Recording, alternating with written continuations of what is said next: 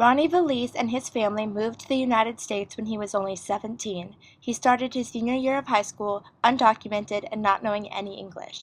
I came here not knowing any English. I knew the bad words a little bit, but other than that, I didn't know how to properly communicate my ideas.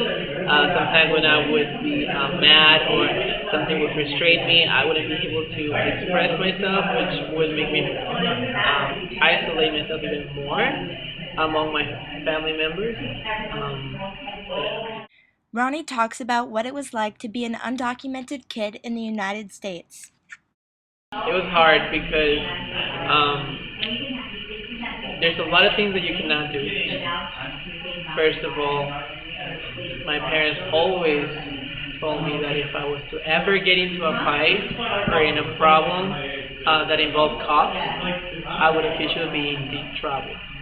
So many times when during my freshman year in school, when I would be called names, or people would try to not respect me, I would just shut up and not say anything, because knowing myself, I knew I could back then respond in an immature and violent way, but I just had to bite my tongue because I had to keep reminding myself I want to be a citizen. I want to be a citizen. If I ever get arrested, if I end up in juvenile hall, if I have a cop taking down my name for something, it increases my chances to be rejected for citizenship. And that's something that is hard because you feel inferior the whole time. And justice is not really a word that crosses your mind. It's more like, shut up and take it.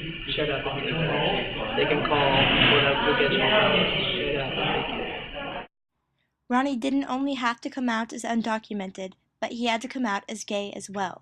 If I was to expose myself as gay, my mentality at 17 was, as an immigrant, first of all, I'm not pretty like most gay guys here are.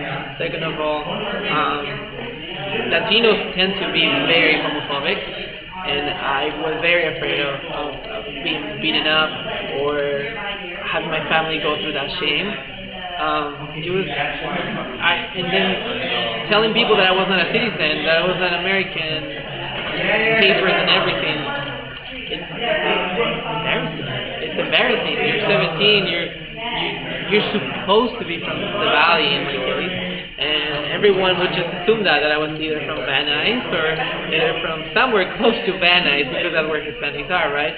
But I couldn't. I didn't want to be treated differently.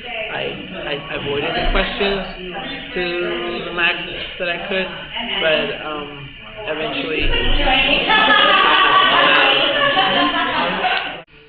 Ronnie's overcome many of the struggles he's faced and started his own club, Matadors for Equality, to help others with theirs. The club that I created at California State University in Northridge has a lot to do with what I have experienced in my life. Coming out, it doesn't apply only to gay people. Coming out is a process. Coming out as a gay person is one thing. Coming out as a documented person is another thing. Coming out as a person that might have ADD is a different one too. There's a lot of things that we try to say and keep in denial, but sooner or later, reality checks in and you have to go with it. I created this club on campus because I think that instead of working separately as undocumented students here and gay students here and Salvadorians here and Mexicans here, why not work together? And especially for that group of people that happen to be part of a triple minority: gay, brown, and undocumented. That doesn't apply only to Latinos, that applies to specific identities and so on. So I hope that stuff like this makes a difference.